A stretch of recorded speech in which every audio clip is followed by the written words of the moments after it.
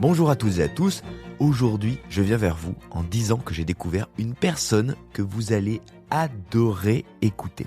Parce qu'elle est brillante, parce qu'elle entreprend d'une manière remarquable alors qu'elle n'a pas 30 ans, parce qu'elle pense des concepts, mais surtout parce qu'elle déploie une énergie hyper stimulante, positive, lumineuse, bref, Jade Fromer, c'est ma pépite du mois à minima. Je vais vous offrir là une dose d'inspiration hors du commun. Alors elle a cofondé le groupe Ephémera. Leur spécialité jusque-là, les restos immersifs. Vous mangez sous l'eau, dans l'espace, dans la jungle, il y a des images, des projections, un décor, une ambiance sonore, et ça cartonne. Moi, sur le papier, c'est pas mon truc, mais l'entendre me raconter l'histoire me fait signer. Écoutez cet épisode, vous allez entendre une jeune fille qui part de rien et qui lève aujourd'hui des millions. Ces restaurants, ils accueillent chaque jour des centaines de clients, c'est un carton. Elle a développé 4 concepts d'immersion, on les trouve à Paris, mais elle a aussi ouvert à Angers avec le même succès, et demain, ce sera l'étranger. Je vous en parlerai à la fin, mais ce mois-ci, elle vient encore de frapper dans la capitale avec un nouveau concept, et vous allez découvrir ici comment elle a écrit l'histoire. Vous allez aussi entendre comment, en 24 heures, on passe de la faillite à un deal avec Xavier Niel, et ce, sans aucun contact, ni aucun appui. Je la laisse se raconter, l'histoire est dingue. Jade Fromer, c'est à minima votre meilleur rendez-vous de la journée. Alors mon histoire à moi, c'est très simple. Je suis une jeune lyonnaise. Enfin, je suis même pas de Lyon. Je viens de la campagne lyonnaise, à 30 minutes à peu près de Lyon. Et j'ai grandi tout simplement dans un village avec une famille aimante. Et je suis partie faire mes études, mon école, donc collège, lycée. J'ai fait un bac ES et puis après je suis rentrée à l'Institut Paul Bocuse. Et c'est là-bas que tout a commencé. Alors, avant que les choses ne commencent, parce que pour toi, les choses, elles commencent à 18 ans ou à 16 ans, mais non, il se passe des trucs Qui avant. suis-je avant? Comment tu te projettes avant dans l'enfance? Que font tes parents? Alors, famille aimante, ok, ça c'est un bon point. C'est hyper important. C'est une grande chance. Ouais. Et ça aide énormément. Est-ce qu'il y a de la cuisine dans cette histoire ou pas du tout? Comment ça marche Non, au temps de l'enfance? Je dirais que j'ai toujours eu des parents qui cuisinaient, mais c'était pas, ça m'a pas marqué, tu vois. En revanche, oui, j'ai eu de la chance d'avoir ma maman qui cuisinait tous les jours pour nous, etc. Pareil, c'est une chance. Par contre, j'ai un papa qui est entrepreneur depuis qu'il a 16-17 ans. Donc ça a fait, je pense, énormément la différence. Chez moi, c'était assez simple. Mon père, c'était la personne qui travaillait, qui rentrait un petit peu tard tous les jours. Et ma maman, elle était coiffeuse quand elle était jeune et elle a arrêté assez jeune, vers les 26-27 ans, quand elle a eu mon frère. Et elle n'a jamais repris le travail. Mais j'aime bien dire qu'elle a eu le métier le plus difficile au monde, celle d'être mère. C'est pas faux. Hein. Mais c'est pas une formule. Mais sinon, voilà, c'était vraiment mon papa qui était entrepreneur. J'ai baigné là-dedans. Qu'est-ce que tu vois quand tu dis j'ai baigné là-dedans? Qu'est-ce que tu vois de lui? Qu'est-ce que tu vois de sa réalité? Parce que c'est difficile quand on est enfant de se représenter ce que ça peut être. Même quand on est adulte, parfois entrepreneur, ouais, ça veut dire plein de choses. Il faisait quoi et toi t'en voyais quoi à ce moment-là? Alors déjà, il rentrait tard. Ouais. Ça me marquait. Il était très souvent, et d'ailleurs j'ai l'impression d'être un petit peu comme lui, ça m'embête. Il était très souvent ailleurs, tout le temps, je me souviens. Même quand il était là. Ouais, même quand il était là, les coups de fil. Donc il y avait ce côté-là. En revanche, j'ai pas non plus souvenir de longues discussions sur l'entrepreneuriat. Je pense que tout s'est passé de manière hyper inconsciente. Ouais. La notion de risque, tout ça, c'est des choses. Enfin, j'ai le sentiment de pas énormément l'avoir. J'ai pas peur dans le monde professionnel. Il entreprenait. Enfin, c'était quoi son secteur? Il avait une boîte il a toujours d'ailleurs. Il a une boîte de photocopieurs. D'accord. Donc il fait de l'international. En fait, il fait de l'import-export. Et donc c'est vrai que j'ai jamais, j'ai pas de souvenir d'énormes discussions, mais je pense que tout s'est passé sans m'en rendre compte en fait. Qu'est-ce que tu penses qui infuse à ce moment-là? La notion d'indépendance, peut-être? Oui, je dirais l'indépendance. Mais tu vois, je me souviens avec Lina, ma meilleure amie, à 16 ans, on allait vendre du muguet à 2,50 sur la place du marché à Villefranche. Donc, il y a quand même j'ai des petits souvenirs liés à ça. Et je me disais, mais c'est trop bien, si je vais apprendre, je vais voir le contact client. J'ai toujours adoré l'humain. C'était ça qui me faisait bien kiffer. Et donc, j'ai toujours eu ce côté-là. Et je pense que la liberté, c'était vraiment la chose qui était le plus important pour moi. Quand je voyais mon papa, je pense que c'est ça qui était important. Comment tu te projetais à cet âge-là où on nous demande souvent qu'est-ce que tu veux faire plus tard, enfance, adolescence, plus le chemin avance, plus on doit se positionner. Toi, tu te rêvais quoi quand tu étais plus jeune? En fait, c'est assez marquant. Quand j'étais plus jeune, ma vie professionnelle ne comptait absolument pas. Je me suis jamais posé ces questions. Oui. C'est comme si vraiment le stress de quelqu'un de 15-16 ans, 17 ans, de se dire qu'est-ce que je vais faire plus tard, ça n'a jamais été le sujet. Alors, c'était quoi tes terrains de prédilection pour le coup? Alors, quand on ne réfléchit pas à son avenir, c'est qu'on est plutôt dans le présent. Et ton présent, tu l'occupais à quoi? Exactement. C'était quoi tes kiffs? Et à l'école, en l'occurrence, c'était quoi tes terrains de compétences? Écoute, je suis assez rêveuse, donc je pensais à plein de choses, mais j'étais surtout sur ma vie perso. J'étais tout le temps amoureuse, j'avais plein de copains-copines, donc en fait, ma vie, le sujet pro n'a jamais été un sujet dans ma tête, et je pourrais même pas te dire que j'ai le souvenir de parler pro avec des potes, avec ma famille. Je sais pas comment t'expliquer, c'est assez surprenant. T'étais bonne à l'école ou pas? J'avais 13-14 de moyenne, sans faire grand-chose, mais j'étais pas excellente du tout, pas du tout. Je passais à chaque fois, tu vois? Ouais. J'ai jamais redoublé ou autre. Bon, je me suis fait un peu virer de l'école 2-3 fois, mais à part ça, j'étais plutôt cool, et surtout, j'étais très heureuse, à l'école, et ça, je crois que c'est aussi une grosse chance. J'ai jamais subi de harcèlement ou autre. J'étais très bien, j'étais bien dans ma peau, j'avais confiance, j'avais mes potes, donc j'ai vécu une enfance très heureuse, mais je me suis fait la réflexion il y a 2 semaines, le sujet pro n'a N'existait jamais été pas. là, quoi. Enfin, Ouais. c'était assez hallucinant, et tu vois, au collège, t'as des conseillères d'orientation, et cetera. Ouais. Je me souviens, j'avais des potes qui stressaient un peu avant d'y aller, et moi, j'arrivais et elles me disaient: «Mais qu'est-ce que tu veux faire?» Je disais: «Je sais pas». Mais genre, j'étais très tranquille avec ça, et comme je te disais, sur ma vie perso, je peux avoir pas mal d'angoisse. Mais alors ma vie pro, c'est comme si j'avais hyper confiance en ce qui allait se passer, et pourtant j'avais aucune idée de ce qui allait se passer, mais Ouais. aucune. N'empêche que, à cet âge-là, l'étau se resserre et à un moment, il faut cocher des cases Ouais. et choisir vers où on va. Ouais. Tu l'as un peu spoilé tout à l'heure. Vers où tu vas aller Bah, après je fais en une- formation? Je fais une filiale éco, je fais un bac ES, parce que en fait, la réalité, c'est que même si je ne savais pas vraiment ce que je voulais faire, dans ma tête depuis toujours, c'était commerce. C'était le côté un peu comme mon père, avec il y avait le côté je fais du commerce, quoi. Donc je me suis dit, de toute façon, je sais pas trop ce que je veux faire. En revanche, je pense que je suis pas trop mauvaise avec les gens. C'est un truc qui peut me faire kiffer d'avoir ce côté un petit peu business. Mais par contre, on était quand même très loin du côté je veux être entrepreneur. On n'y était Ouais. pas du tout. C'était vraiment je veux faire une école de commerce. Sauf que je suis pas assez bonne à l'école pour faire une école de commerce, et je tombe dans la classe de Lina, qui est ma meilleure amie, qui est excellente, qui est la première de la classe, et qui me pousse un peu vers le haut. Et pareil, j'ai beaucoup de chance, hein, j'en suis très reconnaissante. C'est pareil, les personnes qui vous entourent à cet âge-là, c'est tellement important. Mmh. Et Lina, qui me pousse un peu vers le haut, donc j'améliore un peu ma moyenne, mais je suis quand même pas au niveau pour suivre Lina, qui part faire une prépa HEC. Et un jour, je rentre chez moi et mon père me dit: «Jade, écoute, c'est vrai que tu as des petits sujets de concentration, tu es pas assez excellente pour aller pour faire une prépa ou autre. En revanche, je viens de rencontrer quelqu'un qui m'a parlé de l'Institut Paul Bocuse, tu devrais aller voir. T'as toujours bien aimé la bouffe. Je pense que, en tout cas, c'était le moment où il y avait plein de portes ouvertes. Je me fermais la porte à rien, et donc je suis allée faire la porte ouverte de l'Institut.» C'est marrant de la part de ton père. Alors c'est drôle parce que là, je te regarde, je t'entends parler, et puis dans le miroir derrière moi, je vois passer des Tu vois les planètes, météorites, t'as les- des Bah ouais. satellites. Bah ouais. Je dis, attends, c'est quand même dangereux cet endroit. C'est un autre monde. C'est marrant de la part de ton père d'avoir ce réflexe-là, lui qui n'a pas et a priori pas de lien direct Pas du tout, ouais. d'appétence avec la cuisine, Ouais. de te dire spontanément va voir une école Ouais. de cuisine. D'habitude, moi j'ai plutôt l'habitude de recueillir des témoignages où on me dit mes parents voulaient pas que je fasse ça, ou mes parents m'encourageaient à faire ça.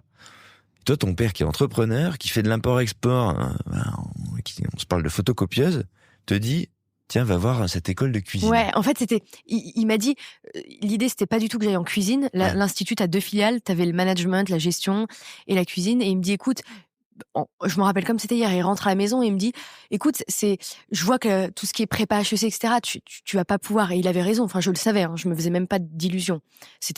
Donc je pensais faire, comment on appelle ça, les IUT, quelque chose comme ça. Je sais Ouais, plus comment on appelle ça, ouais, mais ça c'était un existe, truc ouais. qui me faisait partir dans du commerce aussi. Et un jour, il me parle de cette école et il me dit, va voir, l'école, c'est canon. Et je me souviens, c'est à ce moment-là que je me dis cette phrase où je me dis, en fait, c'est exceptionnel, l'hôtellerie et la restauration. Pourquoi ? Parce qu'il y a tout le côté du commerce que j'aime, le contact humain. Tu peux créer des choses, tu peux. Et par contre, je m'étais dit ça, ce qui est trop bien, c'est qu'au lieu d'être dans un bureau avec des murs blancs, comme mon papa par exemple, en fait, tu peux être dans des endroits de dingue. Et donc, je m'imaginais, là, à ce moment-là, je me dis, trop bien, je sais pas, demain, tu peux être à la tête d'un trop beau restaurant, d'un bel hôtel.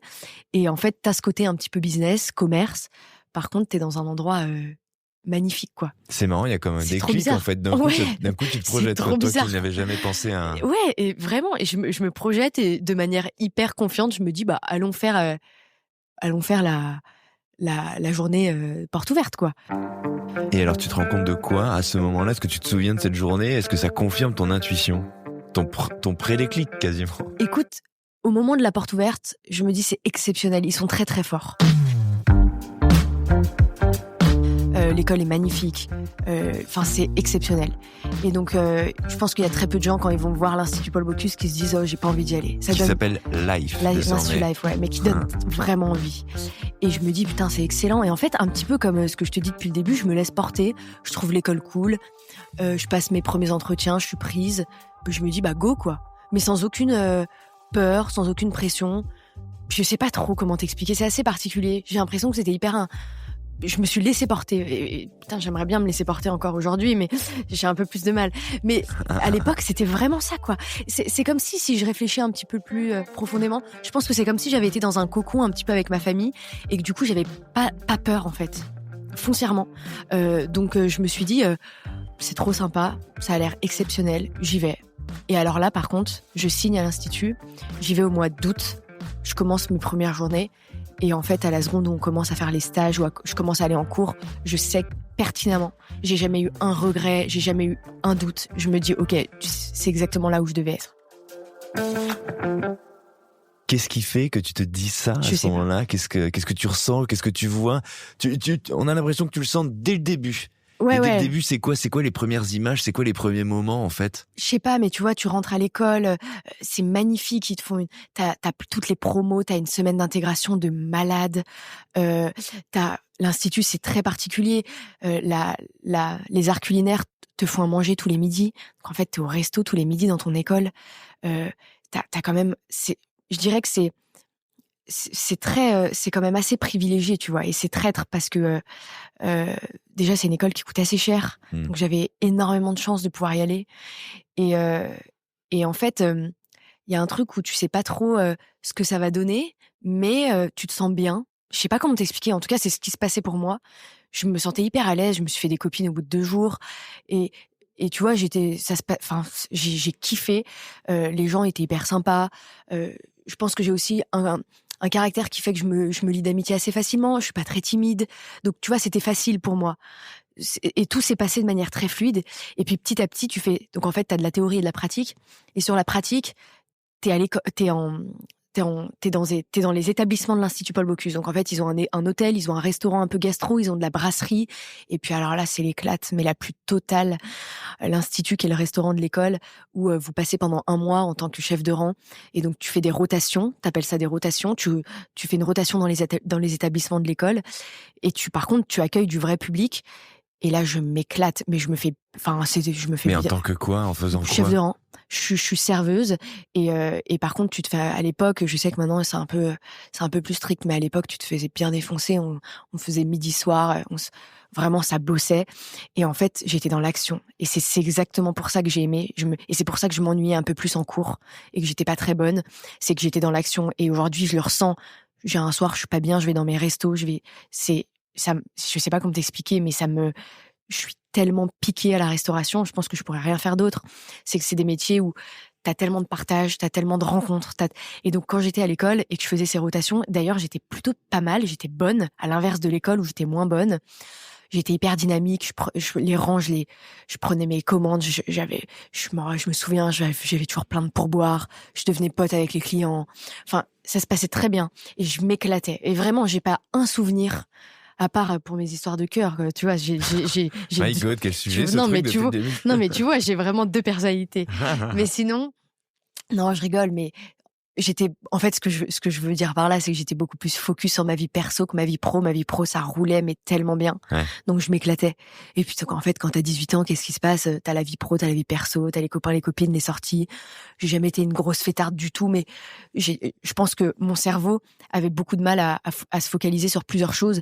Et donc, à cette époque, c'était ma vie perso. Tu vois. En tout cas, la vie pro, elle était fluide. Ma vie pro, elle était d'une fluidité hallucinante. Vraiment, j'ai pas de souvenirs j'ai pas de moments de doute, j'ai pas de moments difficiles, sauf sur un stage, mon premier stage où je pars à l'île Maurice. Et sympa. Ouais, assez drôle, mais enfin, en termes d'environnement. Ouais, c'était exceptionnel. Mais je suis rentrée au bout de 3 semaines. J'ai fait une espèce de grosse dépression là-bas, et je suis rentrée. Je pense parce que j'étais loin de tout ça. Et en fait, vraiment, ça a du sens avec ce que je te dis. Je pense que j'étais dans un cocon. Et donc, dans un cocon, t'es hyper sécure, tu crois en l'avenir, t'es trop bien, t'as pas de doute. Et c'est tout le principe de la confiance, quoi. J'avais vraiment confiance. Je savais pas trop ce qui allait se passer. Et c'est dingue parce qu'on me pose régulièrement. Mais du coup, quand t'es à l'institut, tu vas bientôt finir tes études derrière et tu te dis qu'est-ce que tu vas faire, et c'était quoi? Et en fait, je m'étais jamais posé la question. Ah ouais. Mais genre, je ne savais, enfin, ces questions n'étaient pas dans ma tête, quoi. Dans le présent, dans ton le petit présent, environnement. Non, et comme je te dis, je pense beaucoup plus, du coup, j'étais hyper rêveuse, je pensais à plein de choses, mais c'était vraiment ma vie perso, tu vois. Donc, ma vie pro à ce moment-là, et après, tout ça, c'est dingue, parce que je pense que mon cerveau a beaucoup de mal à se focaliser sur plusieurs choses.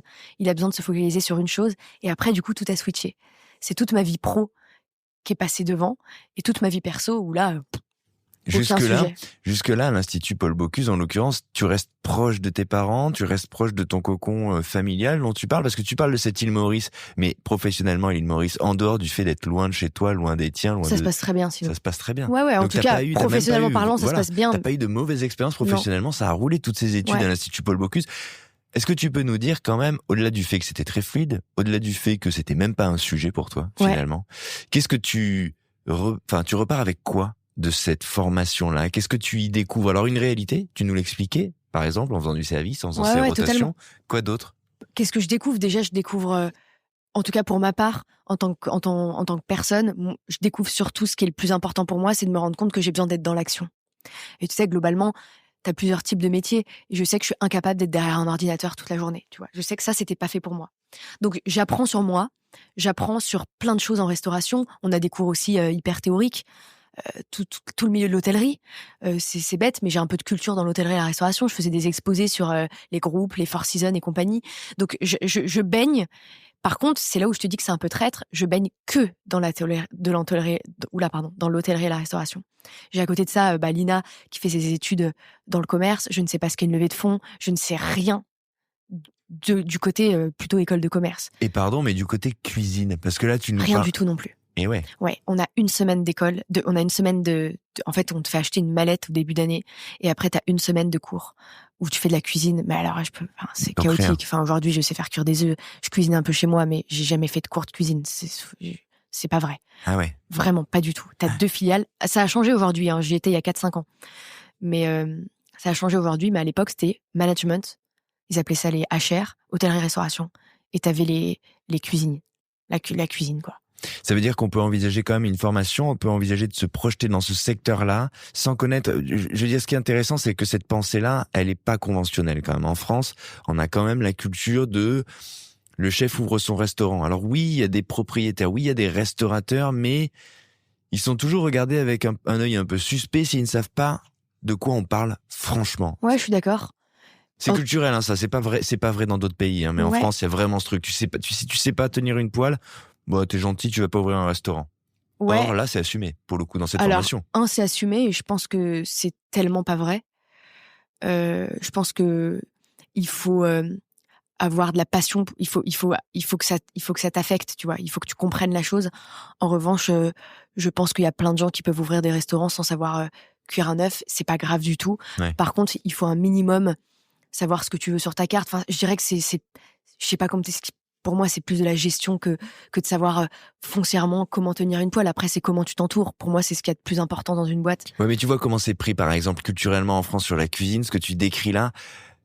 il y a quelque chose de magique, il y a quelque chose de l'ordre de l'affect, il y a quelque chose du rapport offert à la matière souvent dans la cuisine. Et de fait, quand on entend ce genre de discours, en France, culturellement, on peut avoir une distance qui s'opère à dire ah ouais, mais bon, moi je préfère aller dans une maison qui est incarnée par quelqu'un qui sait, tu vois. Ouais. Et je trouve ça dingue qu'un institut comme l'Institut Paul Bocuse, donc qui est une espèce d'institution, ait déjà vu ce truc de se dire en fait, attendez, c'est complètement décorrélé, on peut très bien ouvrir des restaurants sans savoir cuisiner, quoi. Totalement. Bah, la preuve, en tout cas. Ouais. Je peux te l'assurer. Bah ouais. Non, mais Donc, c'est plutôt moderne comme... Totalement. Et d'ailleurs, t'as raison. Ça surprend beaucoup de monde, en fait, quand je leur dis parce que tout le monde me dit, ah, mais du coup, au tout début, alors maintenant un peu moins, mais, ah, mais du coup, tu fais de la cuisine. Pas du tout. Mais t'as fait l'Institut Paul Bocuse. Bah ouais, mais c'est pas de la cuisine. Non, mais c'est pas courant. C'est vrai que ça surprend. Mais culturellement, quand tu dis à quelqu'un, je vais ouvrir un restaurant, ben, si tu dis à un enfant, décide-moi, je vais ouvrir un restaurant, il va te mettre une toque sur la tête et il va te mettre une casserole dans les mains. Totalement. Et là, visiblement. Mais parce que je vais te dire, les personnes qui étaient dans ma promo, et moi aussi, donc sur tous les stages, etc., on avait plutôt c'était les rôles de la salle, manager, ou la sommellerie, assistante de direction. Et donc, c'était pour voir les rouages, finalement. Ouais, exactement. Donc, tu vois, parce que la cuisine, c'est la cuisine. Ouais, exactement. Il y a une masse de savoir, mais en fait. Je pense qu'ils ont vraiment dissocié la salle et la cuisine, tu vois. Ouais, et finalement, par la salle, on comprend un peu, peut-être plus, le processus global d'un restaurant. Un cuisinier doit apprendre tout ce qu'il doit savoir dans le faire, tout ce qu'il y a de patrimonial à la cuisine, tout ce qu'il y a de technique. Mais finalement, quand tu t'extrais un petit peu de ça, et quand tu es dans la salle, en l'occurrence, tu vois un peu plus comment la machine générale fonctionne. Totalement. Peut-être. Donc toi, tu vas voir tout ça. Ouais, totalement. Et ouais, c'est exactement ça. Et puis après, moi, je crois énormément à la complémentarité, notamment avec Anaïg, avec Loris, qui sont mes associés. Il y avait vraiment, il y a un sujet de, en fait, si tu sais pas faire quelque chose, tu trouves la bonne personne. Et tu vois, ça va avec ce que je te disais, le fait d'être focus que sur une chose. Ouais. Je crois que je sais exactement là où je suis bonne et je sais exactement là où je suis extrêmement mauvaise. Et donc après, c'est une question de complémentarité, tu vois, foncièrement. Et donc en cuisine, pour moi, t'ouvres un restaurant. En tout cas, sur ce que moi je fais aujourd'hui, sur Ephémera, il y a ce côté, je sais là où je suis bonne, sur toute la partie, je dirais, conceptuelle, sur ce que les clients ils veulent, comprendre ma clientèle. Par contre, sur la partie cuisine, j'ai Tiffaine, mon chef exé, qui est exceptionnel et avec qui on fait on cuisine ensemble. Et tu vois, c'est assez intéressant, mais je fais pas mal de cartes. Mais alors que je ne sais pas cuisiner, parce que je travaille avec lui, je sais exactement ce que mon client veut. Et donc après, c'est qu'une question de complémentarité. Par exemple, Tiffen, il sait qu'il peut pas me faire des plats avec de la betterave ou du navet. Ça, c'est des choses. Je lui dis, en fait, t'as beau me faire des plats exceptionnels avec ça, ça passe pas sur les cartes. Parce que moi, je connais ma clientèle, je sais ce qu'elle veut. Donc, tout ça, c'est une question de complémentarité. Et je crois que c'est la beauté de la vie, c'est que c'est des rencontres et après, en s'associant, tu fais des choses extraordinaires. Tout seul, tu fais rien.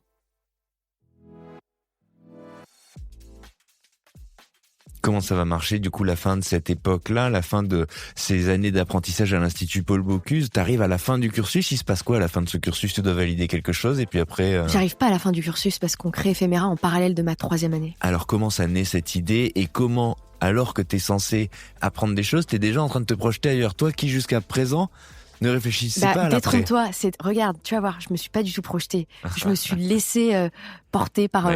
parce que tu vas voir, j'en suis pas à l'initiative, en fait. Ce qui s'est passé, c'est que je dirais que la création d'Ephémera, c'est un mix de plusieurs choses. La première, c'est qu'à l'école, vous avez 2 mois c'est très triste, ça y est plus, mais vous avez un projet qui s'appelle Avant-Scène. Et donc, vous avez 2 mois, vous êtes pris au hasard par groupe de 10, et vous avez 2 mois pour créer un restaurant éphémère dans une salle vide avec 0 € de budget. Et donc... Attends, mais ça doit être réalisé pour de bon ou c'est une étude de cas? T'ouvres le restaurant. Et donc, moi, j'étais chef de projet de mon resto qui s'appelait Charlie et la chocolaterie. Et donc, Anaïg avait son resto sur les années 20, Loris sur la forêt enchantée. Et donc, en fait, tout le monde, de manière un peu intuitive, faisait des restos. Enfin, en fait, quand t'as un resto vide, il faut que t'arrives à raconter une histoire. Donc, tout le monde faisait des restos un petit peu à thème. En tout cas, il se passait quelque chose. Et donc, nous, en tant qu'étudiants, on allait dans les restos de nos potes. Je trouvais ça extraordinaire. Alors, attends, excuse-moi, mais j'essaie de comprendre. Vous avez ouvert de vrais lieux? Ouais, alors c'était un lieu qui était à l'Institut. Donc, c'est-à-dire que c'était ouvert qu'aux personnes de l'Institut. Donc, t'avais les profs qui venaient manger, tes étudiants, tes potes. Donc, c'était pas ouvert au public. Ok. T'avais juste une soirée, tu vois, j'ai ramené mes parents. Mais sinon, globalement, c'était vraiment ouvert co-public, Donc c'était co-privé, comme pardon. des corners, chacun avait C'était une salle. Une D'accord. salle était vide à l'école, à côté du restaurant d'application. Tu avais une salle qui était vide. Et là-bas, tu étais mis au hasard par 10 et tu devais créer un restaurant éphémère en 2 mois avec 0 € de budget. Mais 0 € de budget, du coup, quoi? Les chaises, les trucs, la vu que déco, quoi? tu vas chercher des entreprises. Donc en fait, D'accord. tu leur demandes, vu que c'est un resto éphémère, tu leur demandes du prêt en échange de visibilité. Pour D'accord. l'école, pour tes partenaires de l'Institut Paul Bocuse, c'est un peu sympa pour les entreprises, tu vois. Ok. Et donc, moi, je suis pris au hasard dans un groupe et on crée quelque chose qui s'appelle Charlie à la chocolaterie et je me prends un peu au jeu, je deviens chef de projet de ce groupe. Donc, je prends un peu le lead naturellement. Et donc ça, c'est avant-scène. Anaïk fait le sien, Loris fait le sien.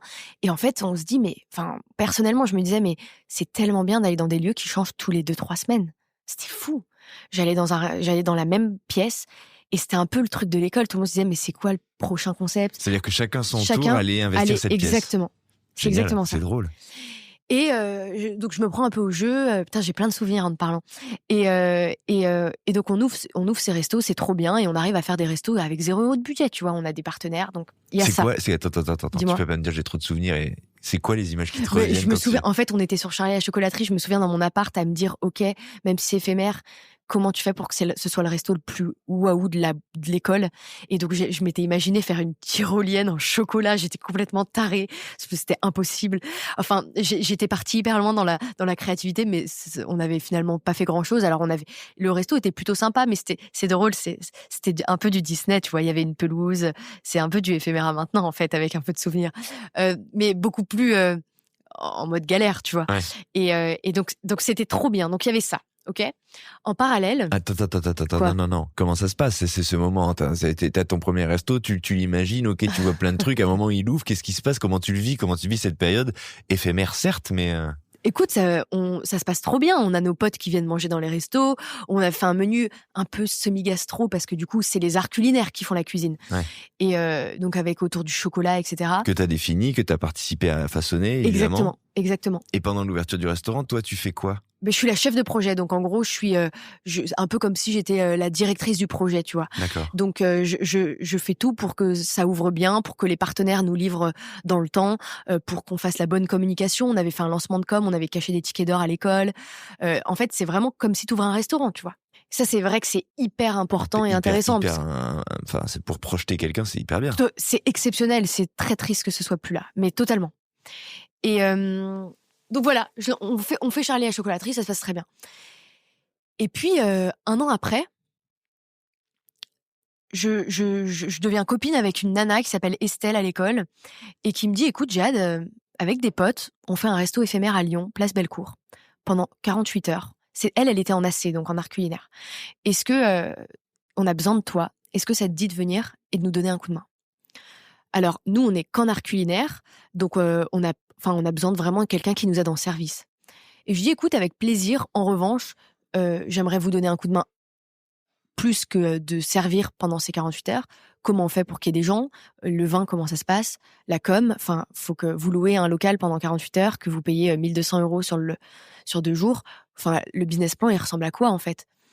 Et donc, en fait, je me prends au jeu à fond, un peu trop, parce que je me dispute avec Loris, qui est devenu mon associé après, pour la petite histoire. Et en fait, je me lance à fond là-dedans. Et je prends ce bébé un peu à cœur. Le principe de ce resto éphémère était un peu particulier. On était dans une librairie-restaurant. Et on se dit, il faut faire un concept un peu sympa. Donc, on va l'appeler Désillusion. On fait du trompe-l'œil. Rien d'immersif, mais il y a un truc un peu expérientiel, exactement sur le même principe qu'avant-scène, en fait. On avait ce local pendant 2 jours. On ouvrait un avant-scène au public, tu vois. Et donc, je prends le truc vraiment à cœur. T'as combien de temps avant que ça n'ouvre, quand tu te mets dedans? Je dirais 2 mois. D'accord. Je prends le truc vraiment à cœur. Ils ont trouvé le local, il y a tout. Moi, j'ai rien à faire à part faire connaître le resto et aller négocier les vins, trouver plein de choses. Et donc, vraiment, je prends le truc à fond. Il faut savoir que je faisais pas mal d'extras à l'époque.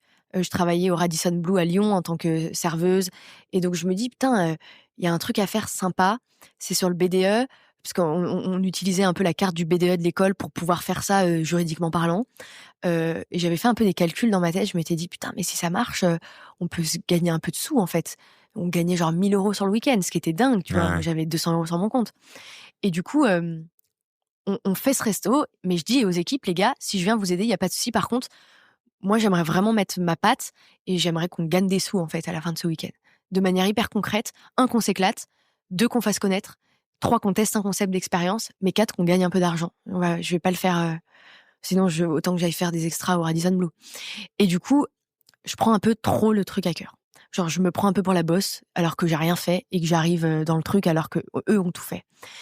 Et donc, en fait, je commence à modifier les menus. Je dis à Loris, là, je me souviens, il voulait me mettre un dessert au sapin. Je lui dis, ça va pas vendre, ça marche pas.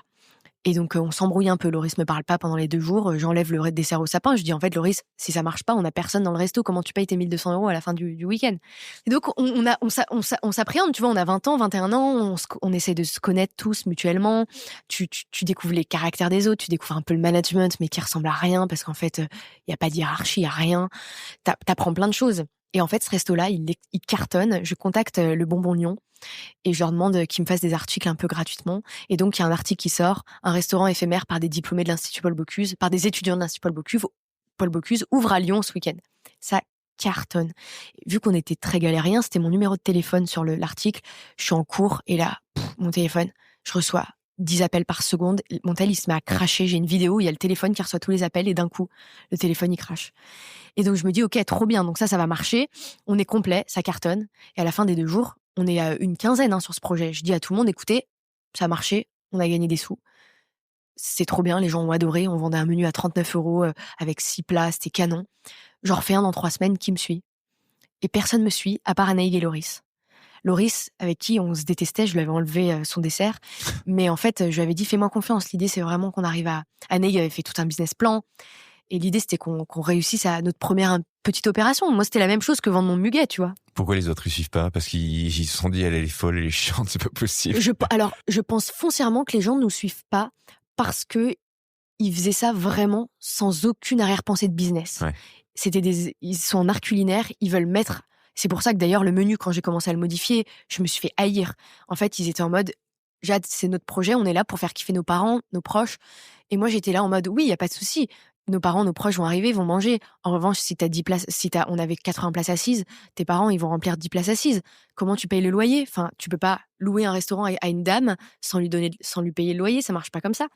Et donc, en fait, il y avait un peu ce sujet-là, et eux nous ont dit, écoutez, non, nous, tu sais, les arts culinaires, il y en avait beaucoup qui partaient derrière dans des étoilés, etc. C'était vraiment le côté très cuisine, quoi. Ouais. Et donc, 3 semaines après, je vais visiter plein de restos à Lyon. Je tape aux portes et je leur dis, écoutez les gars, est-ce que vous voulez me louer votre resto 2 jours? Il y avait plein de restaurateurs qui fermaient le week-end. Et il y a une certaine Stéphanie à Croix-Rousse qui nous dit, écoutez, je te le loue 48 heures. Et donc on refait un 2e resto éphémère. Et alors attends, pourquoi eux, Anaïg en l'occurrence et Loris, te suivent? Alors écoute, pour être très honnête avec toi, Anaïg, c'était ma copine dans la vraie vie. Donc on était ensemble. Donc, voilà. Ça aide, ça crée un lien. Ça aide. J'ai créé ma boîte éphéméra avec ma copine, tu vois. On est séparés aujourd'hui, ça se passe très bien, on est encore associés, on s'aime d'amour, mais on n'est plus en couple. Et donc, ça aide, je l'embarque dans le truc. Et Loris, c'était lui qui était à la base, à la tête du truc, en fait. D'accord. Du projet. Mais tu lui avais enlevé son Loris, dessert au sapin. j'enlève son dessert au sapin. Il avale quand même et il se dit, attends, en fait, bon, faut voir plus loin. Il avale quand même parce que, avec tout le respect que je lui dois, je pense que on était vraiment en galère d'argent, tu vois. On était étudiants. Et donc, en fait, il voit qu'on avait gagné 1 200 € sur le week-end, chacun. Et je lui dis, viens, on en refait un dans 3 semaines. Déjà, on s'éclate, au-delà de l'argent, parce que je pense que, foncièrement, j'ai de la chance, c'est que j'aime tellement ce que je fais. L'argent, c'est la fin, tu vois. Mais à la fin, tu regardes combien t'as gagné, t'es content d'avoir gagné des sous, mais quand tu t'éclates, plutôt que d'aller faire des extras dans des restaurants où je m'éclatais beaucoup moins, tu vois. C'est le milieu que j'aime, donc je m'éclatais, mais beaucoup moins. Là, c'est tellement captivant. T'es à ton compte, tu comprends. Tu prends pas énormément de risques. Tu prends un resto sur 2 jours. Donc je m'éclate et donc on en refait un. Vraiment, je pense que ça va durer très longtemps parce qu'on est dans le détail à fond. Non, mais j'adore, tu rigoles ou quoi? Mais non, mais attends, c'est pas comme si t'avais 50 ans. Ouais, mais je suis jamais rentrée autant dans le détail. Mais c'est hyper intéressant. Donc, ok, cette dame te le dit, vas-y, prenez mon resto. Ouais. Deuxième coup de feu, deuxième perspective. Exactement. Même team, trio. Ouais, trio.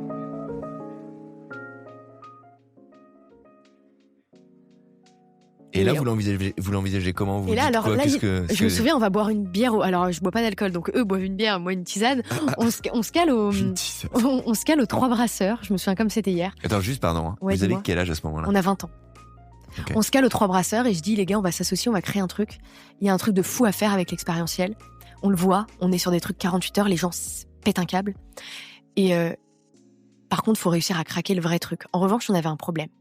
Les arts culinaires, donc la filiale de Loris, c'était en 3 ans. Anaïg et moi, c'était en 4 ans. Ah oui. Donc nous, avec Anaïg, il nous restait une année. Loris avait fini l'école et il partait dans un 2 étoiles à Paris. Et donc avec Anaïg, on se dit, trouvons un stage à Paris pour essayer de craquer un peu ce qu'on veut faire à 3 en étant à Paris. Donc on part en stage, Anaïg en tant qu'assistante de direction et moi chez Extra Calabra, une plateforme qui met en relation des extras et des restaurants. Donc j'étais business developer, donc tu vois, j'avais ce côté un peu quand même business. Et Lolo, il était dans un étoilé, dans un 2 étoiles, et Anaïg, je l'ai déjà dit, assistante de direction.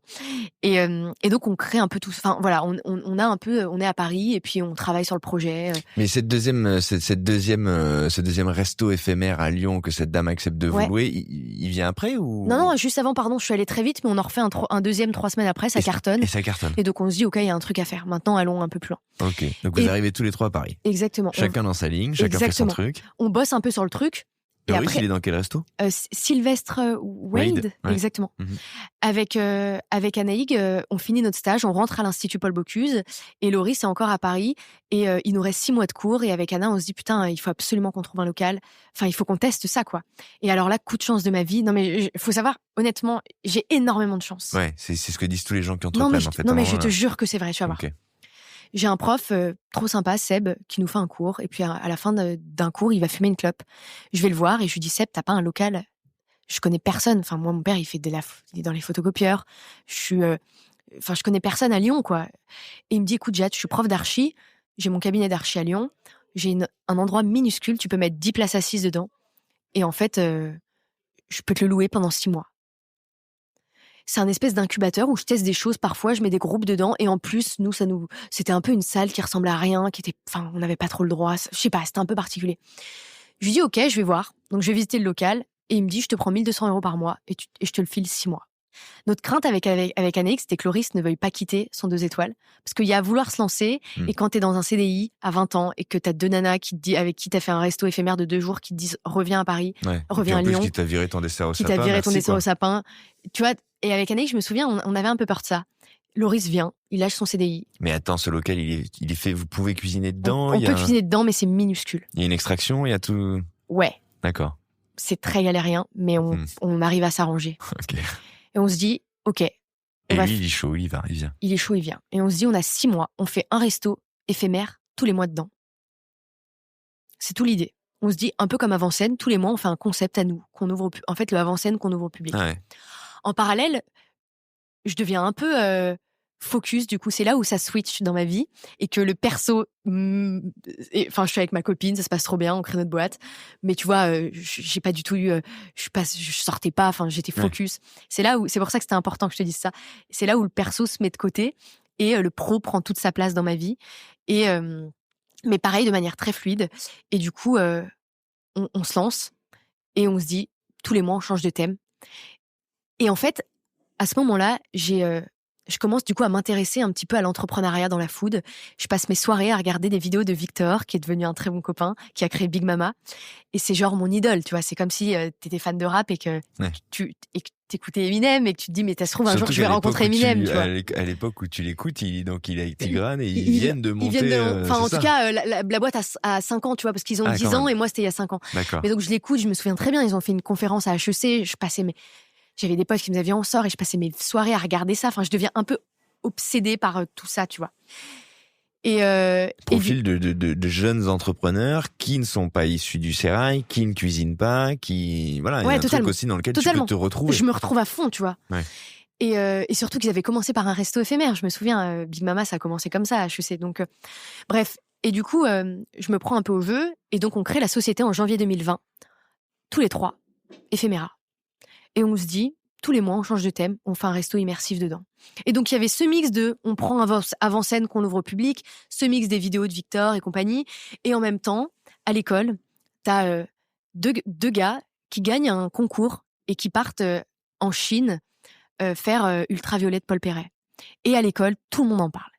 Et même eux, ils disent, mais j'ai vécu une expérience de fou, c'est un resto immersif, c'est dingue. Et donc, en fait, tu vois, je baigne dans toutes ces idées un peu. Il se passe plein de trucs dans mon cerveau. Et avec Anaïg et Loris, on se dit, OK, si on mixe tout ça, la montée du digital, l'entrepreneuriat, avant-scène, est-ce qu'il n'y a pas un monde où on fait des restos immersifs, en fait, qui changent régulièrement? On loue ce restaurant, on prend le local en janvier 2020, et on ouvre sur le premier thème, The Chocolate Factory. Bien inspiré avec tous mes contacts de ce qu'on a fait sur Avant-scène. Hommage à l'expérience précédente. Exactement. Et en plus malin, puisque vous avez déjà une forme d'expérience sur le sujet. Donc ça, c'est mon job. Je contacte beaucoup de boîtes. Et ces boîtes, il y a plein de boîtes qui me mettent énormément de vent et qui nous disent, bah non, là, c'est un resto, vous allez ouvrir au public, vous allez gagner de l'argent dessus, on va pas vous donner des choses. Et t'en as plein qui nous tendent la main. Je pense à De Graines qui nous a donné toute la vaisselle gratuitement, Loca Cuisine qui nous a donné une cuisine, qui nous a prêté une cuisine 6 mois gratuitement parce qu'on n'avait pas de cuisine. T'avais un truc très... Mais attends, mais tu leur dis quoi, ces gens? Je leur dis, écoutez, on va lancer un concept, on a 20 ans, on vous fait de la com, on est le premier groupe de resto immersif. Est-ce que ça vous botte? Vous nous prêtez des choses. De toute façon, on change de thème tous les mois. Donc la pelouse, je peux te la rendre après, tu vas pas en faire grand-chose, mais ça dure un mois. Le resto, il est minuscule, il y a 30 mètres carrés. La cuisine, c'était le plus dur. Je me souviens quand on a eu la cuisine validée avec Anaïg, ça a été un des moments les plus forts de ma vie. On a explosé, alors qu'aujourd'hui, putain, on venait de se faire valider 4 000 €, même de vaisselle de Graines, mais on a pété un câble. Et enfin bref, donc on était trop contents. On ouvre Charlie à la chocolaterie. C'est quoi la surface, rappelle-moi, de ce local? C'est minuscule, on met 12 places assises. Ah ouais. Ouais, on ouvre Charlie à la immersif avec 12 couverts, bon. Ouais. On ouvre Charlie à la chocolaterie. Et à ce moment-là, je contacte plein de médias à Lyon, un peu au culot, et j'ai le bonbon qui me dit, écoute, je t'ai déjà fait 2 articles gratos, c'est pas le Club Med. Et je lui dis, Antoine, s'il te plaît, genre ça va être canon, on est le premier resto immersif et tout. Et il me fait un article, et le truc explose en 2 heures, on est complet sur tout le mois. Donc, il faut savoir que donc les articles du bonbon sont payants. Ouais. Enfin, en tout cas, à l'époque, je ne connais plus leur business aujourd'hui, mais nous, à l'époque, moi, il m'avait fait un devis. D'accord, je pensais que c'était des journalistes. Mais Antoine a été trop sympa. Coup de pouce. Coup de pouce. Trop cool. Il me lance Charlie à la chocolaterie, ça explose. Anaïg et moi en salle, Loris en cuisine, et c'est parti pour un mois. Attends, à quoi ressemblent tes journées? Parce que du coup, tu fais les services en salle. Alors, ah oui, ce que je t'ai pas dit, c'est que je suis allée négocier en parallèle auprès de mon directeur, Monsieur Géraudier, le fait qu'il me donne quand même mon année, mais que je serai pas à l'école. Donc Anaïg travaille un peu pour toutes les deux. Elle va en cours la journée et on s'arrange en fait. Mais j'ai fait 2 heures de cours dans ma dernière année, ouais. Mais bon, c'était pas pour aller boire des verres de vodka, tu vois. C'était pour taffer. Ouais, j'entends. Et donc il me dit, en gros, Dominique Géraudier me dit, si ça marche, tant mieux. Si ça marche pas, par contre, on en rediscutera, tu vois. Sous-entendu, j'avais un peu négocié, mais c'était pas, comment t'expliquer, j'ai eu de la chance qu'il accepte, mais je pense que c'était pas, si tout le monde se met à faire ça, l'école, elle marche plus, tu vois. Ouais, donc écoute, je pense qu'il a cru au truc, il s'est dit, c'est trop bien, vous ouvrez Avant-scène au public. Et donc voilà, ça marche comme ça. On ouvre, ça cartonne, et au mois de février, c'est le moment de changer de concept.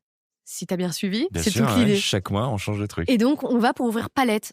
En gros, on enlève toute la déco de Charlie à la chocolaterie, on fait quelque chose sur le street art avec un plat, chaque plat est à une couleur unique, un peu sympa. Écoute, ça, on se marre. On ouvre les résas, on est bien complet sur tout le mois aussi. Covid qui arrive. Et là, c'est la merde. Parce qu'on a un bail de 6 mois, qu'il faut payer 1 200 € de loyer tous les mois, et qu'on n'est éligible à littéralement aucune aide. Ouais, parce que vous existiez qu'on pas, a 20 ans, qu'on n'est plus, que nos parents nous ont dit, les gars, vous faites des restos à thème, on vous adore. En revanche, on vous suit, mais on va pas vous donner de l'argent en fait. Donc, soit vous arrivez à vous payer, soit vous vous démerdez. Donc, j'allais pas demander 1 € à mes parents. J'ai jamais demandé 1 € à mes parents pour Éphéméra. Depuis toujours, ça a toujours été mal-ligné. Anaïg et Loris, c'était exactement la même chose. Donc, on s'est vraiment débrouillé solo. Et donc là, à ce moment-là, qu'est-ce qui se passe? Il faut que tu te sortes de l'argent pour payer le loyer d'Éphéméra. Donc, t'avais Éphéméra, t'avais ta vie perso. Tu vois, sinon, on était un peu sous les ponts. Et donc, je dis à Loris, je suis désolée, Lolo. Je sais que ça va pas trop te faire kiffer. Tu sors de l'institut, t'as fait de la bouffe très quali. Là, on fait un peu un truc semi-gastro. On était à 49 € le menu. En revanche, là, faut qu'on pense purement et simplement business. Donc, on est au mois de février. Les gens, ils aiment la raclette. On va faire des raclettes bowls. J'appelle mon copain Antoine du Bonbon Lion. Et je lui dis, on va faire des raclette bowls. Il me fait un article sur les raclette bowls. Et on le remercie quand même. On le remercie. Ça explose. Donc en takeaway? En takeaway. En livraison, quoi. Ce qui se passe, c'est qu'on cuisine, et nous, Loris cuisine, et nous, on livre on livre pas les gens à ce moment-là, ils viennent les chercher. Mais c'est une vie de galérien, je t'explique. On avait mis une adresse mail pour réserver ton raclette ball. On n'avait aucun outil, rien. Donc, on répondait toute la nuit avec Anaïk par mail. Bonjour, je vous confirme votre retrait de la raclette ball demain pour 2. Et donc, voilà. Donc, on fait ça. Et puis, ça marche. On se dit, le Covid va durer 1 mois. Le Covid durera beaucoup de mois. Et donc, à la fin, on switch le concept et on se dit, au lieu de s'appeler Ephémera, on crée un truc qui s'appelle One by Ephémera. Un produit en vente à emporter une seule fois. Donc, une fois que la raclette ball est terminée, on lance plein de produits qu'on fait de manière éphémère, très quali, un kebab gastro accessible à 15-16 balles, un croque-monsieur, un pokéball, et on lance ça de manière pop-up. Et donc Loris cuisine la nuit, et nous avec Anaïg, on va livrer les gens dans ma petite Smart. Ok, et vous allez vous en tirer comme ça? On s'en tire comme ça. À la fin des 6 mois, il y a toujours le Covid, sauf que le bail, il est mort en fait. Donc on a dans ce bail de 6 mois, on a ouvert que Charlie et Chocolaterie. Et du coup, on se dit, putain, on est vraiment à poil, on n'a plus rien. Mais t'as ce goût d'inachevé qui est inexplicable parce que t'as ouvert 1 mois, t'as été complet en 2 heures, mais t'as plus de local. Et donc là, c'est là où il faut avoir un peu de courage et se dire, faut qu'on trouve un local, mais il faut qu'on aille trouver des banques. On trouve un local dans le 5e, à Lyon. Et on a une banque qui nous finance 120 000 euros pour acheter ce restaurant. On avait 50 000 euros de droit au bail, mais on met 100 000 euros de travaux, quelque chose comme ça. Et on va pour créer Abyss sur les fonds marins. On se dit, quand le Covid Vous continuez à garder cette idée de projeter les gens dans un univers. Et on se dit, quand c'est fini, quand le Covid s'arrête, on réouvre notre restaurant sur le thème des fonds marins. Et donc, on réouvre ça. Enfin, on fait les travaux. Et vous faites appel à qui pour faire les travaux? Parce que quand on fait un truc immersif, il faut de la déco, il faut... Ouais, je vais balancer personne, mais on s'est fait pas mal avoir. Parce qu'on n'avait pas du tout les moyens d'aujourd'hui. Et donc, ton premier studio, en fait, tu projettes et t'as des poissons qui ressemblent à rien. T'as Windows qui se met toutes les 10 minutes. Chaotique. Et heureusement pour nous, mais tu vois, c'est là où je te dis que j'ai tellement de chance. Je parle de l'écran Windows qui se projette sur le mur et tout. Laisse tomber, c'était chaotique. Et là, heureusement pour nous, en fait, on va pour ouvrir ce restaurant et bim, il y a la deuxième vague Covid, quoi. Mais heureusement, parce que je pense qu'on se serait planté, tu vois. Là, le resto, il ressemblait pas à grand-chose. Et du coup, on se rend compte qu'on a pris un local qui n'est pas aux normes. On s'est fait un peu avoir par l'agent immobilier, dont je tairai le nom. Et en fait, on a tous les voisins sur la figure. Vu qu'on n'avait pas d'argent, et c'est là où on a fait une grosse erreur, on n'a pas pris d'avocat. Et du coup, on se retrouve avec un local qui a un conduit de cheminée, pas une gaine d'extraction. Et donc, tous les matins, on a les voisins qui nous disent, vous n'ouvrirez pas, vous ferez pas votre vente à emporter. Et donc, on se retrouve avec 120 000 euros sur le dos, et un local, et des dettes. Et on n'a rien, quoi. On ne peut pas ouvrir ce restaurant, tu vois. Et là, la chance d'une vie, et là, la vraie chance d'une vie, la vraie. Anaïg, dans un moment de déprime totale, parce qu'on est vraiment au bord. Enfin, on se dit, putain, on a le Covid, le local, il est pas aux normes, on a mis 120 000 euros dedans, on peut pas ouvrir. On se dit, faut qu'on commence à déménager ce local. Enfin, on paiera le loyer tous les mois, je sais pas comment, mais de toute façon, on peut plus être dedans puisque les voisins veulent nous virer. Et donc, Anaïg prend un camion, et en fait, ce qui se passe, c'est on loue un camion, on met nos derniers sous dans ce camion, et pour faire le déménagement, et Anaïg casse le camion. C'est une journée digne d'un film, et tout est 100% réel dans ce que je te dis. Anaïg casse le camion et se dit, et elle me dit, Jade, il pleuvait des cordes, et elle me dit, viens avec moi, j'en peux plus. Genre, là, c'est le mot, là, on s'est tellement pris de portes. Ça fait 1 an et demi qu'on se prend des portes. Elle me dit, j'en peux plus, viens avec moi, on le ramène. Et je lui dis, non, je vais essayer de gérer avec Loris le déménagement de ce local, laisse tomber. Et elle me dit, s'il te plaît, genre, j'ai besoin de soutien, viens. Donc, je prends ma petite voiture et on ramène le camion. Elle prend le camion, je prends ma Smart. Il pleut des cordes et elle ramène le camion chez genre Carrefour qu'on avait loué. Il nous demande une franchise, il nous demande 2000 balles parce qu'on a pété le camion. On a vraiment plus 1 euro, on a plus de sous, quoi. Et on a ce local où on a 120 000 euros de dette qu'on peut pas rembourser, tu vois. Et Anaïg, pendant qu'elle rend le camion, je suis sur mon téléphone, j'attends sur le parking de Carrefour. Et je suis sur Instagram et je tombe sur une nana qui s'appelle Élise, que je remercie, mais qui me connaît pas on se connaît un petit peu, mais. Et en fait, Élise met une story de Xavier Niel avec Free. Et elle dit, putain, Free, c'est de la merde. Mais bon, j'ai contacté du coup le fondateur, Xavier Niel. Et en fait, Xavier Niel lui répond. Et il lui dit, et elle screen le mail de Xavier Niel et elle met en story et elle dit, ça y est, Free, je vous aime. Enfin, extraordinaire, le service client. C'est genre le fondateur qui me répond en perso. Et je me dis, c'est qui ce gars? Enfin, je suis un peu curieuse, je suis sur mon téléphone, je ne sais pas qui est Xavier Niel. Et je vais sur Google, je mets Xavier Niel. Et là, ça me met milliardaire français et chef d'entreprise. Et je me dis, écoute, il a répondu à elle, tentons, quoi. Je prends mon téléphone mais je ne sais pas qui c'est, enfin, j'ai pas de mail, j'ai rien. J'invente une dizaine d'adresses mail et j'écris, genre, comme je te parle, un mail qui a une faute d'orthographe à la première phrase. Et je dis bonjour monsieur Xavier Niel, je m'appelle Jade, je vous écris j'ai fait des restos éphémères, on a fait de la vente emportée pendant le Covid et là je me retrouve sur un parking à vous écrire. Enfin, ça n'avait aucun sens, mais aucun sens. Et je me dis t'as rien à perdre. Et tu mets quoi, xavier.niel.free@free.fr? J'essaye tous les mails, xniel, Xavier Niel, @free, je regarde c'est le nom de ces holdings, j'essaye plein de trucs et dans le lot, il y en a une qui est bonne et Xavier me répond. Le lendemain à 10h14. Et du coup, Xavier me répond et me dit wow, merci pour ton mail. Je te mets en contact avec Jean de la Roche-Brochard qui gère mon fonds d'investissement qui m'a. Et je suis en mode mais qu'est-ce que c'est que ça? Enfin, qu'est-ce qu'un fonds d'investissement? J'y connais rien. J'ai lancé un peu une bouteille à la mer, mais je ne sais pas ce que c'est. Et du coup, Xavier me met en contact avec Jean et Jean me dit coucou Jade, intéressant la notion d'éphémère dans la resto. On n'investit pas dans la restauration, mais faisons un call. Toute une nuit, je me tape le livre de Jean de la Roche-Brochard, Human Machine. Je te fais un peu de com, Jean, par la même occasion, qui est exceptionnel. Et je me dis, faut que je sache à qui je parle. Enfin, j'ai un call avec un mec, je ne sais pas qui c'est. Qu'est-ce qu'un fonds d'investissement? Qu'est-ce que Kima? Qui est Xavier? Qui est Jean? Donc, j'essaie un peu de me renseigner. Mais alors, toi qui étais passionné d'entrepreneuriat, je m'étonne que t'aies pas connu l'histoire de Xavier Niel, l'histoire est géniale, son parcours est génial. Je sais, mais en fait, je pense que T'étais passé à côté. J'étais vraiment passionnée par Victor et Tigrane. J'étais sur la food, tu vois. Ouais, je comprends. Donc, j'étais passée à côté. Minitel Rose, tout ça, c'était pas ton truc. Je connaissais rien. Okay. Je connaissais rien. L'histoire est folle. Et je fais un call avec Jean, je me rappelle comme c'était hier. Et il me dit, je me rappelle comme c'était hier, j'étais en costume et tout, parce qu'à l'institut, tu sais, on t'apprend à être... moi, je me faisais virer de l'école parce que j'avais mes cheveux, tu sais, j'ai des cheveux bouclés qui partaient un peu de travers, j'étais mal coiffée. Madame Molière, elle me disait, Jade, tu rentres chez toi, tu te coiffes. Et du coup, on m'avait appris à être un peu droite. J'appelais toujours madame, monsieur, même encore, j'ai toujours cette tic un peu de langage.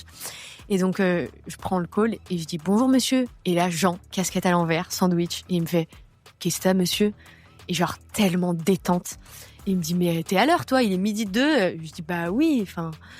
Il y avait un monde, en fait. Et je me dis, mais où je suis en train de tomber? Et Jean, il me dit, bon, Xavier m'a transféré ton mail, raconte-moi, c'est quoi ta vie? Qui es-tu? C'est quoi ce truc? Il me dit, je vais être très honnête avec toi, Jade. On n'a jamais investi dans la restauration. Parce qu'en fait, c'est pas notre scope. Nous, on investit dans la tech. Tu regardes, Kima Venture, c'est que de l'investissement dans la tech. Mais raconte-moi. Et donc là, je lui raconte ce que je suis en train de te raconter. Je lui dis, bah voilà, on a fait des restos éphémères. Ça a cartonné. Et puis, au bout d'un mois, bim, Covid, du coup, on fait de la vente emportée. Pendant 6 mois, on a vendu des kebabs, on en faisait 300-400 par jour. On a acheté un local, mais du coup, le local, il n'est pas aux normes. On a un procès sur la gueule. Donc là, je suis à la rue. Bref, je pense qu'il y a un truc à faire, mais je sais pas trop quoi. Et Jean, il me regarde et il me dit, t'as besoin de combien? Et je lui dis, bah, je sais pas, ça veut dire quoi? Enfin, comment ça marche? Et c'est là où où Xavier et Jean, c'est, en fait, quand t'as un niveau à ce stade-là de non-connaissance sur le sujet, on peut te bouffer, mais en fait, on était prêts à tout accepter. Je ne savais pas ce que c'était. Ouais. Il me sort une valorisation, il me sort un investissement. J'ai zéro tabou, je peux même le dire. On était valorisé à 2 millions d'euros à l'époque. Mais on vendait des kebabs. Donc en fait, je me dis, mais c'est quoi ce délire? 2 millions d'euros, mais d'où? 2 millions, il me dit, mais Jade, tu fais 300 kebabs par jour, tu fais à peu près 80 000 de chiffre par mois, là. Écoute, ça te va? Une valo à 2 millions, t'as besoin de 150 000 euros? Ben, je lui dis, bah, évidemment que ça me va. Enfin, évidemment. Donc, j'appelle mon comptable me croit pas. Il me demande un papier de Jean. Bref, c'est une histoire folle. Et donc, Kima rentre au capital d'Ephémera.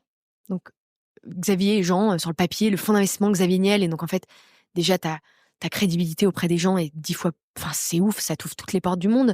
C'est pas tant l'argent, mais c'est, en fait, même en tant qu'entrepreneur, tu vois, il se passe quelque chose en interne, une confiance, enfin, tout prend une dimension autre. Et là, je peux dire qu'on crée Ephémera officiellement sur le concept qu'on a aujourd'hui. Tout prend de l'ampleur. Xavier, il est aussi à la tête d'Unibail. Enfin, en tout cas, il est au capital d'Unibail avec les centres commerciaux. Donc, le centre commercial de la Part-Dieu nous contacte pour faire un restaurant éphémère. On fait un restaurant éphémère d'1 an et demi qui cartonne. Et sur le thème d'Avatar, de Charlie à la chocolaterie aussi. Entre-temps, tu vas régler ton histoire de local qui allait pas avec les voisins qui voulaient pas et tout ça. Écoute, tu soldes. Entre-temps, je vais t'expliquer ce qui se passe. On prend une très bonne avocate parce qu'on a un peu plus de sous.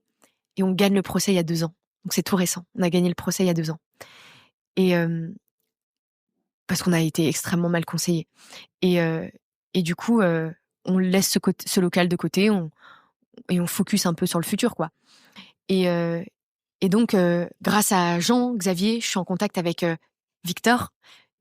Je me souviens, Jean me dit j'aimerais te mettre en contact avec certaines personnes. Est-ce que tu as quelqu'un Je lui dis moi, je suis une fan de Victor Leguer. Et là, il me dit Victor Je dis oui. Il me dit attends, je te mets en contact avec Victor, Jade, je le connais très bien.